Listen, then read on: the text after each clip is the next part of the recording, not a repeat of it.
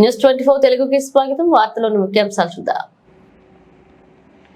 బాపట్ల జిల్లా పంగులూరు మండలంలో రాష్ట్ర విద్యాశాఖ మంత్రి లోకేష్ సందడి చేశారు. ఇంకొల్లులో డివిఆర్ సైనిక్ స్కూల్ ప్రారంభోత్సవానికి వెళ్తూ మార్గం మధ్యలో పంగులూరులో రోడ్ షో నిర్వహించారు. రాష్ట్ర మంత్రి లోకేష్ వస్తున్నాడని తెలిసి భారీ సంఖ్యలో ప్రజలు ఆయనకు స్వాగతం పలికి రోడ్డుకు ఇరువైపులా నిలబడి స్వాగతం పలికారు. ఈ రోడ్ షోలో లోకేష్ ప్రజలతో మమ్మకమై సెల్ఫీలు దిగారు. రోడ్ షోలో అంగన్వాడీ కార్యకర్తల సమస్యలపై మండల అంగన్వాడీలు వినతి పత్రాన్ని లోకేష్కు అందజేశారు.